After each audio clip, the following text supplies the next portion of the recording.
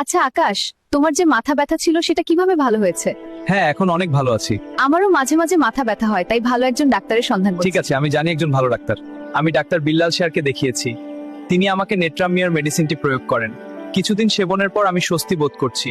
উনি যে লক্ষণগুলো পেয়েছিলেন আমার মধ্যে বলছি শোনো। ছোটবেলায় আমার বাবা মারা যায়।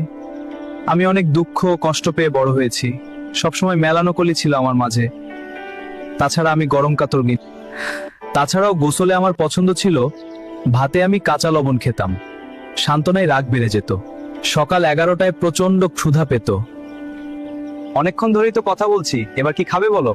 জানো, আমার না আইসক্রিম খুব পছন্দ। আইসক্রিম আইসক্রিম, এই ভাই। হ্যাঁ দিচ্ছি, ধন্যবাদ। ধন্যবাদ। জানো, আমার তিতা ও লবণ খুব পছন্দ, কিন্তু রুটি খেতে পারি না। আমি রোদ কিংবা আগুনের তাপ সহ্য করতে পারি না। তাছাড়া আমি চোর ডাকাতের স্বপ্ন দেখি। কারো সামনে প্রস্রাব করতে পারি না। এবার তোমার সম্পর্কে কিছু বল। দেখতেই পাচ্ছ আমি অনেক সুন্দরী, সহানুভূতিশীল, সহজেই কারোর সাথে মিশতে পারি। তাছাড়া আমি অনেক বুদ্ধিমতী। হ্যাঁ, আমি পুরোপুরি একমত।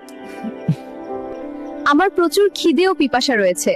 আমি ঠান্ডা খাবার, আইসক্রিম, লবণ ও চকলেট খেতে পছন্দ করি। তাছাড়া আমি অত্যন্ত শীতকাতর। তাহলে আজ আইসক্রিম খাওয়া যাক। এখানেই শেষ নয়, আমার ওই শরীরে জ্বালা পোড়া বজ্রপাতে ভয়, সেই সাথে কোথাও কেটে গেলে সহজেই রক্তপাত হয়।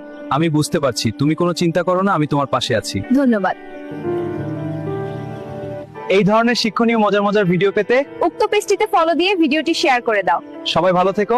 আল্লাহ হাফেজ।